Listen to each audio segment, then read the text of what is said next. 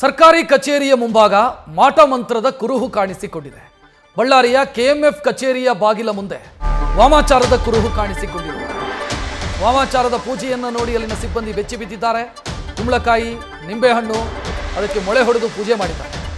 ಬಳ್ಳಾರಿಯ ಇನ್ಫೆಂಟ್ರಿ ಕಚೇರಿ ರಸ್ತೆಯಲ್ಲಿರುವಂಥ ಕೆಎಂಎಫ್ ಕಚೇರಿ ಸಣ್ಣ ಗಡಿಗೆ ದಾರ ಸುತ್ತಿ ತೆಂಗಿನಕಾಯಿ ಹೊಡೆದಿದ್ದಾರೆ. ಆ ಹೊಡೆದಿರುವಂಥ ಗುರುತು ಅಲ್ಲಿ ಕಾಣಿಸ್ತಾ ಇದೆ. ಇದು ವಾಮಾಚಾರ ಅಂತ ಸಿಬ್ಬಂದಿ ಭಯಗೊಂಡಿದ್ದಾರೆ. ನೋಡ್ತಾ ಇದ್ದೀರಿ, ಇದು ಕೆಎಂಎಫ್ ಕಚೇರಿ, ಇನ್ಫೆಂಟ್ರಿ ರೋಡ್ನಲ್ಲಿರುವಂಥ ಕೆಎಂಎಫ್ ಕಚೇರಿಯಲ್ಲಿ ಕಂಡು ಬಂದಂಥ ದೃಶ್ಯ ಇದು. ವಾಮಾಚಾರಕ್ಕೆ ಬಳಕೆಯಾಗುವಂಥ ಎಲ್ಲ ವಸ್ತುಗಳಿದ್ದಾವೆ. ಅಲ್ಲಿ ಕುಂಕುಮ ಇರಬಹುದು ಅಥವಾ ಲಿಂಬೆಹಣ್ಣು ಇರಬಹುದು, ಇದೆಲ್ಲವನ್ನ ಕೂಡ ಅಲ್ಲಿ ಇಡಲಾಗಿದೆ. ಇನ್ನು ಕುಂಬಳಕಾಯಿ, ಇದನ್ನು ನೋಡಿ ಅಲ್ಲಿನ ಸಿಬ್ಬಂದಿ ಕೆಲಸಕ್ಕೆ ಬರೋದಕ್ಕೂ ಕೂಡ ಹೆದರುವಂಥ ಸ್ಥಿತಿ ನಿರ್ಮಾಣ ಆಗಿದೆ. ಈ ಬಗ್ಗೆ ಹೆಚ್ಚಿನ ಡೀಟೇಲ್ ನೀಡೋದಕ್ಕೆ ನಮ್ಮ ಪ್ರತಿನಿಧಿ ಶಿವಾನಂದ್ ಫೋನ್ ಸಂಪರ್ಕದಲ್ಲಿ. ಶಿವಾನಂದ್, ಸಿಸಿಟಿವಿ ಫುಟೇಜ್ ಏನಾದರೂ ಇದೆಯಾ? ಅಂದರೆ ಸಿಸಿಟಿವಿ ಇದೆಯಾ ಕಚೇರಿಯ ಮುಂಭಾಗ?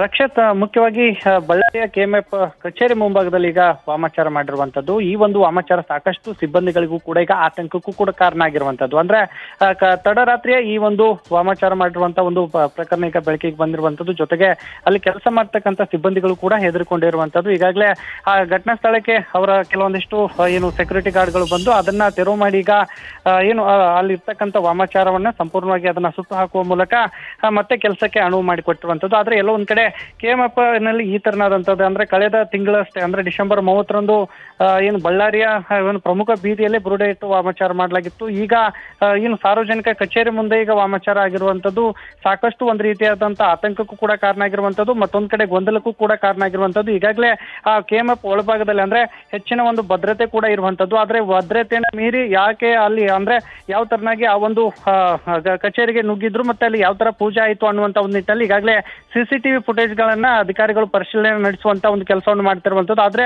ಆ ಸಿಸಿಟಿವಿ ದೃಶ್ಯಾವಳಿಯಲ್ಲಿ ಕೂಡ ಈ ಒಂದು ಘಟನೆಯ ಬಗ್ಗೆ ಸ್ಪಷ್ಟ ಚಿತ್ರಣ ಇಲ್ಲ ಅನ್ನುವಂತ ಒಂದು ಮಾಹಿತಿ ಕೂಡ ಈಗ ಮೇಲ್ನೋಟಕ್ಕೆ ತಿಳಿದು ಬರ್ತಾ ಇರುವಂತದ್ದು. ಮತ್ತೊಂದು ಕಡೆ ಈಗಾಗಲೇ ಆ ಆಡಳಿತದ ವಿಭಾಗದಲ್ಲಿ ಕೆಲವೊಂದಿಷ್ಟು ಸದಸ್ಯರ ಮಧ್ಯೆ ಗೊಂದಲ ಕೂಡ ಇರುವಂತದ್ದು. ಅಂದ್ರೆ ಈ ಹಿಂದೆ ಅಧಿಕಾರಾವಧಿ ಮುಗಿದಿದೆ, ಅವ್ರನ್ನ ಅಧಿಕಾರ ಮುಗಿದಂತ ಸದಸ್ಯರನ್ನೇ ಏನು ತಾತ್ಕಾಲಿಕವಾಗಿ ಮುಂದುವರಿಸಬೇಕನ್ನುವಂತ ಒಂದು ಆದೇಶ ಇತ್ತು. ಮತ್ತೊಂದು ಕಡೆ ಅಲ್ಲಿ ಇರ್ತಕ್ಕಂಥ ಕೆಲವೊಂದಿಷ್ಟು ಸಿಬ್ಬಂದಿಗಳು ಕೂಡ ಒಳಜಗಳು ಇತ್ತು ಅನ್ನುವಂತ ಒಂದು ಮಾಹಿತಿ ಸಿಗ್ತಾ ಇರುವಂತದ್ದು. ಹಾಗಾಗಿ ಯಾರು ಈ ವಾಮಾಚಾರ ಯಾವ ಕಾರಣಕ್ಕೆ ಮಾಡಿದ್ದಾರೆ ಅನ್ನುವಂತ ಒಂದು ನಿಟ್ಟಿನಲ್ಲಿ ಅಧಿಕಾರಿಗಳು ಕೂಡ ಈಗ ಪತ್ತೆಗೂ ಮುಂದಾಗಿರುವಂತದ್ದು. ಅಲ್ಲಿ ಇರ್ತಕ್ಕಂಥ ಎಂಡಿ ಅಂದ್ರೆ ಕೆಎಂಎಫ್ ಎಂಡಿ ಪ್ರಭು ಅವರು ಕೂಡ ಈಗಾಗಲೇ ಪರಿಶೀಲನೆ ನಡೆಸುವಂತ ಒಂದು ಕೆಲಸವನ್ನು ಮಾಡ್ತಿರುವಂತದ್ದು. ಆದ್ರೆ ಸಾರ್ವಜನಿಕ ವಲಯದಲ್ಲಿ ಕೂಡ ಸಾಕಷ್ಟು ಈ ಒಂದು ಏನು ವಾಮಾಚಾರ ಘಟನೆ ಕೂಡ ಚರ್ಚೆಗೂ ಕಾರಣವಾಗಿರುವಂತದ್ದು. ಕಾರಣ ಅಂದ್ರೆ ಏನು ಸಾರ್ವಜನಿಕ ಕಚೇರಿ ಮುಂದೆ ಎಷ್ಟರ ಮಟ್ಟಿಗೆ ಈ ಒಂದು ಘಟನೆ ನಡೆದ ಎಷ್ಟರ ಮಟ್ಟಿಗೆ ಸರಿ ಅನ್ನುವಂತ ಒಂದು ನಿಟ್ಟಲ್ಲಿ ಈಗ ಚರ್ಚೆಗಳು ಶುರು ಆಗಿರುವಂತದ್ದು. ರಕ್ಷತ್, ಥ್ಯಾಂಕ್ ಯು ಶಿವಾನಂದ್ ಮಾಹಿತಿಗೆ.